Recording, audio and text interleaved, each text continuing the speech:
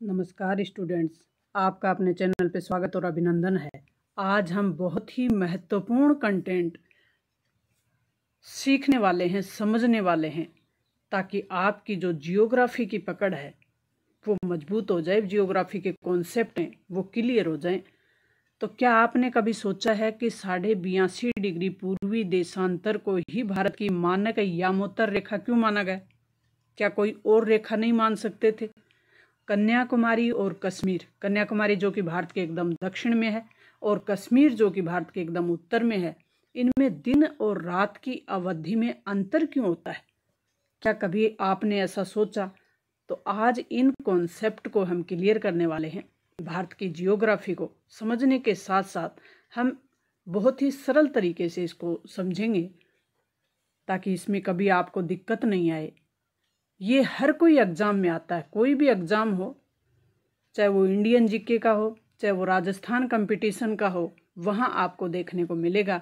और ये जो चैप्टर अपना है, ये 9th क्लास का NCERT सिलेबस का जो प्रेजेंट में अपनी पाठ्य पुस्तकों में चल रहा है, वो ऑथेंटिक कंटेंट है। ये मन मर्जी से तैयार किया हुआ कंटेंट नहीं है। और इस कंटेंट को मैं आपको बड़े ही सरल तरीके से समझाकर आप तक पहुंचाने का प्रयास करूंगी। भारत, आकार और स्थिति, ये अपना चैप्टर है, इसको हम देखने वाले हैं। भारत विश्व की प्राचीन संस्कृतियों में से एक है, ये हम सबको पता है। पिछले 5 दशकों में भारत ने सामाजिक आर्थिक रूप से बहुमुखी उन्नति की है, ये भी पता है। कृषि हो, उद्योग हो, तकनीक हो, सर्वांगीण आर्थिक विकास हो, वहाँ हमने प्रगति की है। तो भारत विश्व के इतिहास में भारत का महत्वपूर्ण योगदान है। अब हम चलते हैं, स्थिति क्या है भारत की, विश्व में क्या स्थिति है भारत की। तो भारत एक विशाल देश है और ये उत्तरी गोलार्ध में स्थित है। कौन से गोलार्ध में स्थित है? उत्तरी गोलार्ध में। इसका मुख्य भाग 8 डिग्री 4 मिनट उत्तर में और 37 डिग्री 6 मिनट उत्तरी अक्षांश के बीच स्थित है। 8 डिग्री 4 मिनट से 37 डिग्री 6 मिनट के बीच भारत उत्तर से दक्षिण के बीच स्थित है। तो इसको कहते हैं उत्तरी अक्षांश, ये आप ध्यान रखें। 68.7 68.7 डिग्री पूर्व से 97 डिग्री और 25 मिनट पूर्वी देशांतर के बीच है, ये भी ध्यान रखें। कर्क रेखा 23.5 डिग्री उत्तर में देश को लगभग बराबर भागों में बांटती है। कर्क रेखा भारत के बीचों बीच गुजरती है। कर्क रेखा भारत के 8 राज्यों से गुजरती है। 8 राज्यों को कीवर्ड के माध्यम से आप तक पहुंचा दिया गया है। आप 8 राज्यों को बड़ी आसानी से सीख पाएंगे। यामोत्तर रेखा जिसकी बात हमने पहले की, वो भारत के 5 राज्यों से गुजरती है, उसको भी कीवर्ड या ट्रिक के माध्यम से आप तक पहुंचा दिया है कि वो कौन कौन से राज्य हैं। भूभाग के दक्षिण में अंडमान और निकोबार, ये द्वीप समूह है। कौन से भूभाग में है? दक्षिण पूर्व में, बंगाल की खाड़ी में। दक्षिणी पश्चिम में लक्षद्वीप है। दक्षिण और पश्चिम की बात करें तो वहाँ लक्षद्वीप है और लक्षद्वीप अरब सागर में स्थित है। ये भी भारत के मानचित्र को बड़े ही सरल तरीके से आप तक पहुँचा दिया है। और जो अपने केंद्र शासित प्रदेश हैं, केंद्र शासित प्रदेश कौन से हैं, उनको भी ट्रिक के माध्यम से कैसे याद करें कि नानी जल्दी चलो, बड़ी ही सरल ट्रिक है, नानी आप जल्दी चलो, इसके माध्यम से बड़ी सरल तरीके से समझा दिया। अपनी एटलस की सहायता से इन द्वीप समूह को विस्तार से ज्ञात करो। तो मैंने एटलस के माध्यम से शॉर्ट वीडियो, छोटे छोटे कॉन्सेप्ट क्लियर करके आप तक पहुंचा दिए। भारतीय संघ राज्य का सबसे दक्षिणी बिंदु कौन सा बिंदु है? इंदिरा बिंदु। और ये 2004 में एक सुनामी आई थी। सुनामी का मतलब है समुद्र में ऊंची ऊंची लहरें उठना। और उस सुनामी में ये जलमग्न हो गया था, यानी डूब गया था। तो कौन सा जो अपना बिंदु है वो डूब गया था? इंदिरा बिंदु। कौन सा बिंदु है? दक्षिणी, भारत का दक्षिणतम बिंदु है। आकार की बात कर लेते हैं। भारत के भूभाग का कुल क्षेत्रफल लगभग कितना है? 32.8 लाख वर्ग किलोमीटर। भारत का क्षेत्रफल विश्व के कुल क्षेत्रफल का, इसमें आप देख पा रहे हैं एटलस में महाद्वीप हैं और महासागर हैं। ये भी आप तक एक छोटे कॉन्सेप्ट के रूप में कीवर्ड के माध्यम से और ट्रिक के माध्यम से आपको याद करवाने का प्रयास किया गया है। ये भी सेपरेट वीडियो डाला हुआ है। भौगोलिक क्षेत्रफल का भारत में कितना हिस्सा है देखना? 2.4%। भारत विश्व का 7वां बड़ा देश है। आगे हमें चित्र 1.2 है, उसमें भारत की जो स्थिति है उसको देखेंगे कि भारत क्षेत्रफल में विश्व में कौन सा बड़ा देश है। 7वां बड़ा देश है। तो इसका मतलब पहला बड़ा देश कौन सा है, तो रूस है। उन सबको हम देखेंगे कि दूसरे नंबर पे, तीसरे नंबर पे कौन है, तो भारत का यहाँ 7वां स्थान है। ये ध्यान रखें। भारत की स्थल रेखा, स्थल यानी जो भूमि से लगी हुई रेखा है, वो है 15,200 किलोमीटर। और समुद्री तट भारत की दोनों तरफ से, एक तरफ अरब सागर है तो दूसरी तरफ जो बंगाल की खाड़ी है, तो वहाँ कितनी सीमा लगती है, यानी समुद्री तट रेखा अंडमान और निकोबार द्वीप समूह को मिलाकर और लक्षद्वीप को भी मिलाकर 7,516.6 किलोमीटर है। भारत के उत्तर पश्चिम, उत्तर तथा उत्तर पूर्वी सीमा पर नवीनतम वलित पर्वत है। वलित मतलब हिमालय पर्वत है। वो किस प्रकार का पर्वत है, वलित पर्वत है। इसके दक्षिण का भूभाग उत्तर में चौड़ा और 22 डिग्री उत्तरी अक्षांश से हिंद महासागर की ओर सकड़ा होता चला जाता है। भारत का मैप बड़े ही सरल तरीके से हर राज्य और केंद्र शासित प्रदेश याद करवाए गए हैं और सेपरेट वीडियो डाला हुआ है और इनको बड़ी ही ट्रिक के माध्यम से याद करवाने का प्रयास किया गया है। मुझे उम्मीद है कि ये आप भूलोगे नहीं। भारत के पड़ोसी देशों का भी जल्द डाल दिया जाएगा। तो ये 22 डिग्री उत्तरी अक्षांश से हिंद महासागर की ओर सकड़ा होता जाता है, यानी भारत का प्रायद्वीपीय जो भाग है, दक्षिण भाग है, वो सकड़ा होता चला जाता है। इसके पश्चिम में अरब सागर और पूर्व में बंगाल की खाड़ी स्थित है। अक्षांश और देशांतर रेखाओं का जो विस्तार है वो भारत के मैप में हम देखेंगे कि कितना है, तो लगभग 30 डिग्री का अंतर है। अक्षांश और देशांतर का विस्तार है, परंतु फिर भी पूर्व पश्चिम का विस्तार उत्तर दक्षिण के विस्तार की अपेक्षा है वो कम प्रतीत होता है। गुजरात से अरुणाचल प्रदेश के स्थानीय समय में 2 घंटे का अंतर है। क्यों है? गुजरात और अरुणाचल प्रदेश के बीच स्थानीय जो समय है उसमें 2 घंटे का अंतर है और ये जो 2 घंटे का अंतर है इसको कम करने का प्रयास किया गया है, मतलब सेम टाइम दिखाने के लिए, ताकि कोई व्यवहारिक कठिनाई उत्पन्न न हो। उसके लिए हमने 82.5 डिग्री पूर्वी देशांतर रेखा को भारत की मानक यामोत्तर रेखा माना है, जो कि ये गुजरती कहाँ से है, ये देखना, उत्तर प्रदेश के मिर्ज़ापुर से। ये कंपटीशनों में बहुत पूछा जाता है कि जो 82.5 डिग्री पूर्वी देशांतर रेखा है, कौन सी देशांतर है, पूर्वी देशांतर, डिग्री कितनी है, 82.5 डिग्री। और ये कहाँ से गुजरती है, उत्तर प्रदेश के मिर्ज़ापुर से। अक्षांश का प्रभाव दक्षिण से उत्तर की ओर दिन और रात की अवधि पर भी पड़ता है। भारत तथा विश्व भारतीय भूखंड एशिया महाद्वीप के पूर्व और पश्चिम के मध्य में स्थित है। किस भाग में स्थित है, पूर्व और पश्चिम के। भारतीय भूभाग एशिया महाद्वीप का दक्षिणी विस्तार है। ये भी महाद्वीपों में बताया हुआ है कि भारत की स्थिति है वो कहाँ पे है। हिंद महासागर जो कि पश्चिम में यूरोपीय देशों और पूर्वी एशियाई देशों को मिलाता है। भारत को केंद्रीय स्थिति प्रदान भी करता है हिंद महासागर।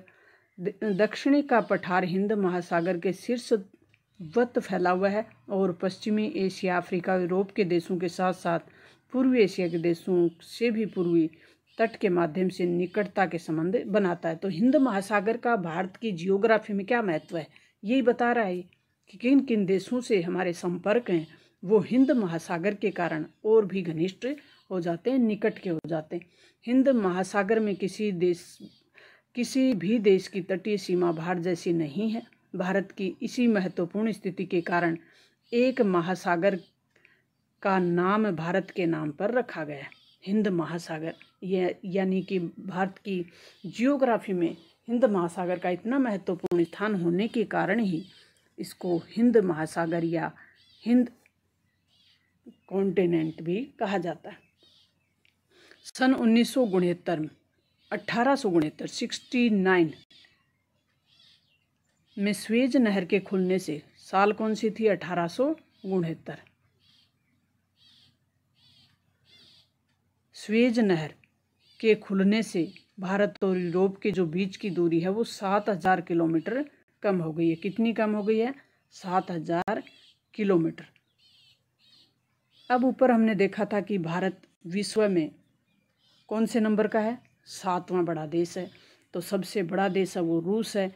फिर कनाडा है, संयुक्त राज्य अमेरिका तीसरे नंबर का, चीन चौथे नंबर का, ब्राज़ील पाँचवें नंबर का और ऑस्ट्रेलिया छठे नंबर का और भारत है सातवें नंबर का। 3.28 का ये क्षेत्रफल रखता है। अब जनसंख्या की दृष्टि से सबसे बड़ा देश है वो चीन है, और अभी अभी जो सर्वे आया संयुक्त राष्ट्र संघ की एजेंसी का, उसमें बताया गया है कि 2030 तक भारत चीन को भी पछाड़कर आगे बढ़ जाएगा। किस मामले में? जनसंख्या के मामले में। तो क्षेत्रफल में हम सातवें नंबर पर हैं, जबकि जनसंख्या में हम चीन से आगे निकल जाएंगे। तो ये स्थिति ज़्यादा सही भी नहीं है तो ज़्यादा गलत भी नहीं है, थोड़ा हमें इस पर ध्यान देना चाहिए। अब हम देखेंगे इसकी सबसे उत्तरी अक्षांश है वो कौन सा है? 37.6 डिग्री।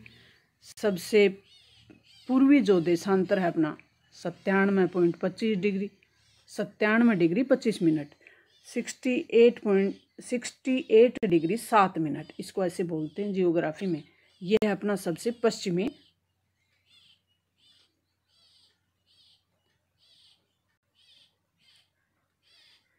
अब यहाँ आप देख पा रहे हैं कि भारत का सबसे दक्षिणी जो विस्तार है वह 8 डिग्री 4 मिनट। ये बंगाल की खाड़ी है, ये अरब सागर है, ये भारत का प्रायद्वीपीय क्षेत्र है।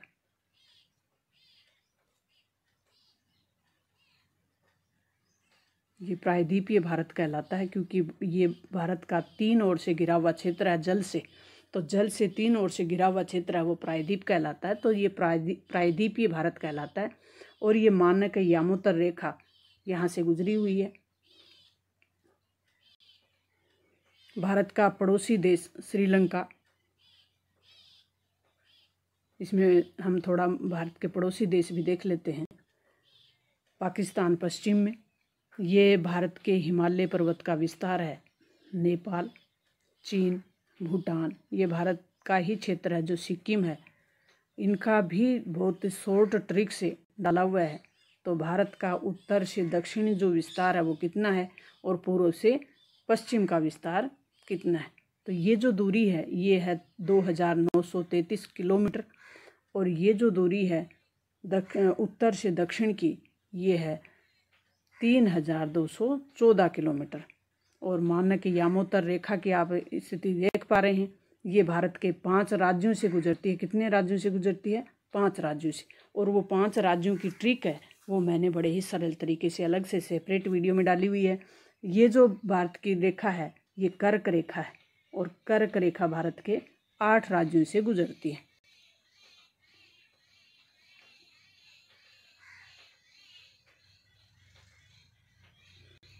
आगे हमारे सामने प्रश्न आएंगे कि लक्षद्वीप, अंडमान और निकोबार द्वीप समूह ये है जो कि बंगाल की खाड़ी में भारत के पूर्व की ओर फैले हुए हैं। ये लक्षद्वीप 36 द्वीपों का समूह है, और ये अरब सागर में और भारत के पश्चिम की ओर फैला हुआ है। फिर हम आसानी से उत्तर दे पाएंगे, कॉन्सेप्ट को क्लियर कर लेंगे। तो भारत का विश्व के देशों के साथ संपर्क युगों पुराना है। ये संपर्क दिखाया गया है कि प्राचीन समय में भारत का जो संपर्क था वो एक रेशम मार्ग हुआ करता था। कौन सा मार्ग? रेशम मार्ग हुआ करता था। रेशम एक धागा होता है जिससे रेशमी कपड़ा बनता है, और वो रेशम चीन से जाता था, और चीन से जाकर इन देशों से में मतलब उस समय वर्तमान में जो डेवलपमेंट है रोड का, हवाई रास्तों का और जो जलीय मार्गों का, वो उस समय वैसा नहीं होता था। तो ये पैदल ही रास्ता हुआ करता था, घोड़ों से या और कोई पशुओं के कोई साधन होते उनसे होता था ये। तो ये मार्ग था जिससे चीन का रेशम अन्य देशों से अन्य महाद्वीपों तक पहुंचता था, उसे कहते थे रेशम मार्ग। आगे हम इसकी बात करेंगे। भारत का विश्व के देशों के साथ संपर्क युगों पुराना है, परंतु ये संबंध समुद्री जलमार्गों की अपेक्षा भूभाग से होकर था। उक्त पर्वतों के दरों से अनेक यात्री प्राचीन काल में भारत आए, जबकि समुद्री मार्ग बहुत समय तक ज्ञात ही नहीं थे। समुद्री मार्ग से सबसे पहले कौन आया था आपको पता है? Vasco D gamma. इन मार्गों से प्राचीन समय के विचारों और वस्तुओं का आदान प्रदान होता रहा। भारत का पश्चिमी, मध्य और पूर्वी एशिया और दक्षिणी एशिया के पड़ोसी देशों के साथ एक अद्भुत संपर्क रहा है। और इसी प्रकार उपनिषदों के विचार, रामायण और पंचतंत्र की जो कहानियां हैं अपनी, वो भारतीय अंक एवं दशमलव प्रणाली, जो भारतीय दशमलव प्रणाली विकसित हुई, अंकों का ज्ञान विकसित हुआ, संसार के विभिन्न भागों तक पहुंच सके। और मसाले, मलमल, कपड़े, व्यापार के अन्य जो भी सामान थे वो भारत से विभिन्न देशों में ले जाए जाते थे। इसके विपरीत वहाँ से आता भी था, तो आता क्या था? यूनानी स्थापत्य कला भारत आई तथा पश्चिमी एशिया की जो वास्तुकला की प्रतीक थी, मीनार और गुंबद, इनका प्रभाव भारत के विभिन्न भागों पर पड़ा। हमारे जो उपनिषद थे, धार्मिक ग्रंथ थे, रामायण महाभारत जैसे, और पंचतंत्र की कहानियाँ थी। हमने दशमलव का विकास किया, दशमलव का जो डेवलपमेंट है वो भारत से ही हुआ। भारतीय अंकों का ज्ञान जो है वो यहीं से विश्व को गया है। तो भारत के पड़ोसी देश, भारत का दक्षिणी एशिया में एक महत्वपूर्ण स्थान है और भारत 28 राज्य और 8 केंद्र शासित प्रदेश हैं। ये भी बहुत शॉर्ट ट्रिक से डाला हुआ है कि 8 केंद्र शासित प्रदेश क्यों हैं, जबकि जम्मू कश्मीर और लद्दाख बनाने के बाद 9 होने चाहिए थे। तो इसको ट्रिक के माध्यम से डाला हुआ है और वहाँ आप याद कर सकते हैं। अब हम इन प्रश्नों की ओर चलेंगे। ज्ञात कीजिए, यह आपको ज्ञात करना है। एनसीईआरटी की बड़ी खूबसूरती है कि वो आपका जो दिमाग है उसको जगाता रहता है। पश्चिमी और पूर्वी तटों पर केंद्र शासित क्षेत्रों की संख्या ज्ञात करनी है। तो पश्चिमी तट पे हमने देखा था लक्षद्वीप है, पूर्वी तट पे हमने देखा था अंडमान निकोबार द्वीप समूह। क्षेत्रफल के आधार पर सबसे बड़ा और सबसे छोटा राज्य कौन सा है? तो क्षेत्रफल के आधार पे भारत का सबसे बड़ा राज्य है वो कौन सा है? राजस्थान है। और सबसे छोटा गोवा है। कौन से राज्य अंतर्राष्ट्रीय सीमा तथा समुद्र तट को स्पर्श नहीं करते? ये भारत के मैप में आप देखेंगे तो आपको आराम से पता चल जाएगा कौन से राज्य अंतर्राष्ट्रीय सीमा को टच नहीं करते और समुद्र तट है उसको स्पर्श नहीं करते। ये आपको मैप में देखना है। पाकिस्तान, चीन, म्यांमार, बांग्लादेश की सीमाओं को छूने वाले राज्यों को 4 भागों में विभाजित कीजिए। पाकिस्तान से जो टच में है, जो इनकी सीमा पाकिस्तान से लगती है, वो राज्य बताने हैं। चीन से कौन कौन से राज्य लगते हैं, म्यांमार से कौन से राज्य लगते हैं, बांग्लादेश की जो सीमा है उसको छूने वाले जो राज्य हैं वो आपको बताने हैं। भारत के पड़ोसी देशों को छूने वाले भारतीय राज्यों की को वर्गों में आपको बांटना है। उदाहरण, उन राज्यों को एक वर्ग में रखिए जिनकी सीमाएं पाकिस्तान से मिलती हैं। तो कौन से राज्य हैं भारत के? वो जम्मू कश्मीर है, जो कि वर्तमान में तो केंद्र शासित प्रदेश बन गया है। वो पंजाब है, राजस्थान है, गुजरात है। तो ये आप बता सकते हैं, इनकी सीमाएं पाकिस्तान से मिलती हैं। इसी तरह अन्य शेष वर्ग भी बनाने हैं। भारत की भूमि की सीमाएं उत्तर पश्चिम पाकिस्तान और अफगानिस्तान के साथ, उत्तर में चीन से मिलती है, नेपाल और भूटान के साथ तथा पूर्व में म्यांमार और बांग्लादेश के साथ मिलती है। तो भारत के पड़ोसी देश जब हम देखते हैं तो यह आप आसानी से देख पाते हैं कि भारत की जो पूर्वी सीमा है, पूर्वी सीमा में स्थित बांग्लादेश और म्यांमार, उत्तर में चीन, भूटान, नेपाल और पश्चिम में पाकिस्तान, और दक्षिण में भारत की सीमा है, स्थल सीमा नहीं लगती, पाक जल डमरू मध्य द्वारा जुड़ा हुआ है, श्रीलंका। अब हम आगे चलते हैं। नेक्स्ट जो प्रश्न, क्या आप जानते हैं, एनसीईआरटी आपसे पूछ रही है, क्या आप जानते हैं कि सन 1947 से पूर्व भारत में 2 प्रकार के राज्य थे, प्रांत और रियासतें। वायसराय द्वारा नियुक्त अंग्रेज संधिकार प्रांतों में शासन करते थे और रियासतों का शासन था तो वो स्थानीय शासक थे, जो राजा थे, रजवाड़े थे, उनके हाथ में था। और वो पैतृकता के आधार पे, यानी वंशानुगत आधार पे, पहले दादा फिर पिता फिर उसका पुत्र, इसको कहते हैं पैतृकता के आधार पर अंग्रेजी शासन की प्रभु सत्ता मानकर स्वायत्तता से कार्य किया जाता था। यानी वो स्वतंत्र भी नहीं थे पूरी तरह से और स्वायत्त थे, यानी अंग्रेजी शासन के अधीन रहकर वो उनका जो एरिया था उसमें वो कार्य करने के लिए स्वतंत्र थे। तो ये पड़ोसी देश हैं भारत के, यहाँ आप आसानी से देख पा रहे हैं। ये पाकिस्तान है, ये चीन है, ये म्यांमार है, इनकी आप दिशा देख सकते हैं। ये पूर्व में बांग्लादेश और म्यांमार, और पश्चिम में पाकिस्तान, उत्तर में चीन, नेपाल।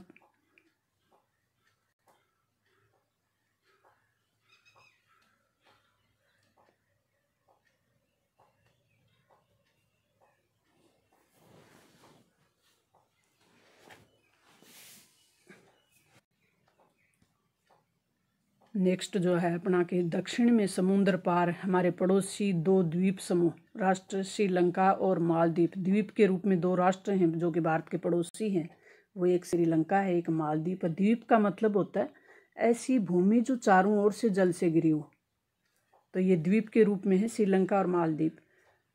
भारत और श्रीलंका के बीच में छोटा समुद्री रास्ता है पाक जल संधि। ये आगे अपने प्रश्न आएगा कि पाक जल संधि और मन्नार की खाड़ी, ये कंपटीशनों में भी पूछा जाता है कि भारत श्रीलंका से किन रास्तों द्वारा जुड़ा हुआ, किन मार्गों द्वारा जुड़ा हुआ, तो जल संधि, पाक जल संधि और मन्नार की खाड़ी।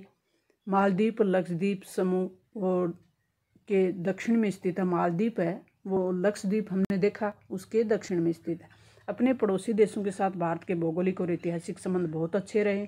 अपनी एटलस में एशिया के मानचित्र को देखा होगा और भारत कैसे अलग दिखाई देता है उनमें।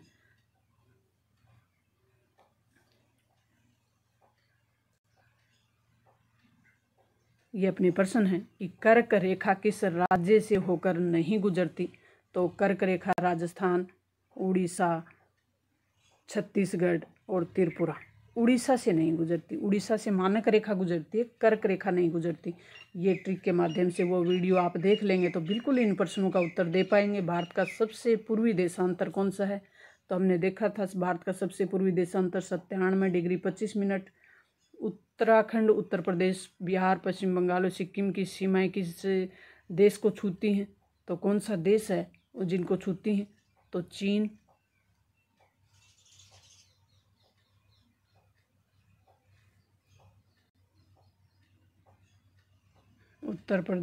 उत्तराखंड, इसको दोबारा देखते हैं पर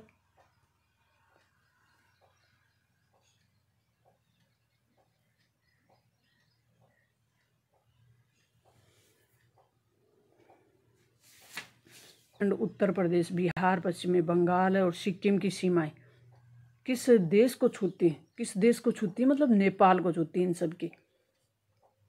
ग्रीष्म अवकाश में आप यदि कवारती जाना चाहते हैं, कवारती किसकी राजधानी है, लक्षद्वीप की, तो किस केंद्र शासित प्रदेश में जाएंगे, लक्षद्वीप में जाएंगे, स्वाभाविक है। मेरे मित्र एक ऐसे देश के निवासी हैं जिस देश की सीमा भारत के साथ नहीं लगती। आप बताएं कि वह कौन सा देश हो सकता है। भूटान की भारत के साथ लगती है, बांग्लादेश की भी लगती है, नेपाल की लगती है, तो तजाकिस्तान का वो दोस्त हो सकता है।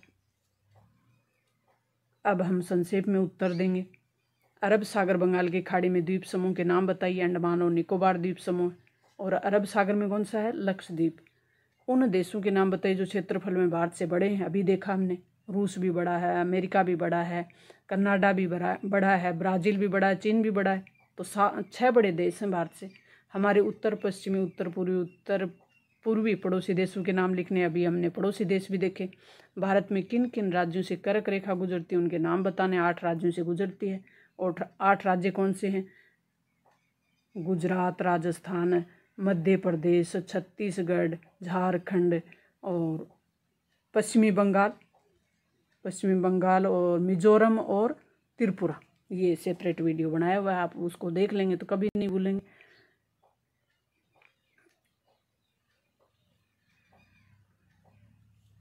अब जो प्रश्न है वो बहुत ही महत्वपूर्ण है और आपके दिमाग को जागृत करने वाला है। ये आपको दिमाग को जगाएगा।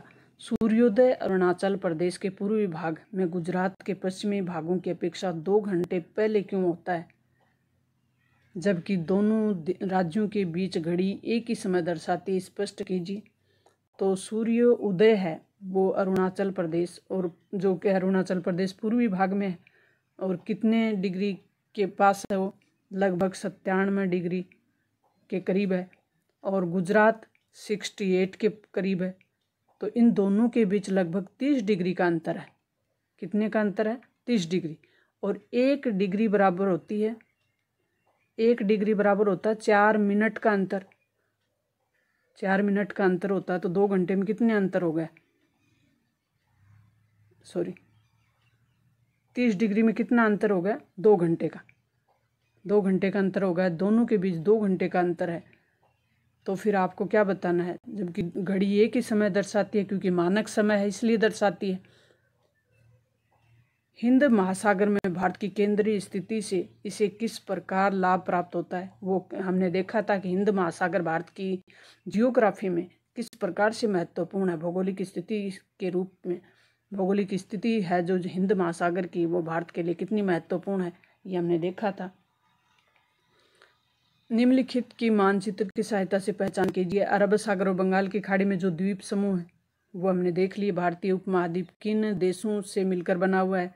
तो भारतीय उपमहाद्वीप, उसके पड़ोसी देश जो भी हैं। कर्क रेखा कौन से राज्यों से गुजरती है? भारतीय मुख्य भाग का दक्षिणी बिंदु कौन सा है? वो भी हमने देखा था शुरू में। भारत का सबसे उत्तरी अक्षांश कौन सा है?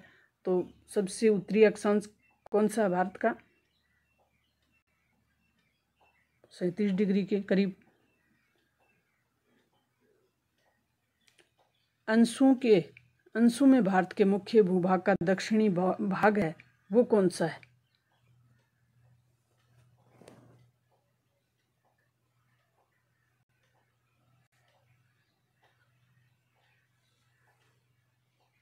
भारत का सबसे पूर्वी और पश्चिमी देशांतर 68 डिग्री है। सबसे पूर्वी देशांतर 97 डिग्री है और पश्चिमी देशांतर है वो है 68 डिग्री। तो पूर्वी और पश्चिमी देशांतर में हमने अभी बात की थी 30 डिग्री का अंतर है। सबसे लंबी तटरेखा वाला राज्य कौन सा है? तो गुजरात है। भारत और श्रीलंका को अलग करने वाली जल संधि कौन सी है? तो पाक जल संधि हमने अभी देखी थी। भारत के केंद्र शासित प्रदेश इनको ट्रिक के माध्यम से डाला हुआ है। परियोजना संबंधी कार्य, आपको कौन से कार्य करने हैं ताकि आपका दिमाग है वो और अधिक एक्टिव हो जाए। एनसीईआरटी सिलेबस है इसका, यही सोचना है, यही इसका ध्येय है, यही इनका मकसद है। भारत अपने राज्य के विस्तार, आप किसी भी राज्य में रह रहे हों उसका अक्षांश और देशांतरीय विस्तार आपको ज्ञात करना है। रेशम मार्ग के बारे में सूचना एकत्रित करनी है। अभी मैंने बताया था कि रेशम मार्ग होता था पहले एक, और आपको ज्ञात करना है कि किन नई योजनाओं द्वारा उच्च पर्वतीय क्षेत्रों में आवागमन के मार्ग विकसित किए गए।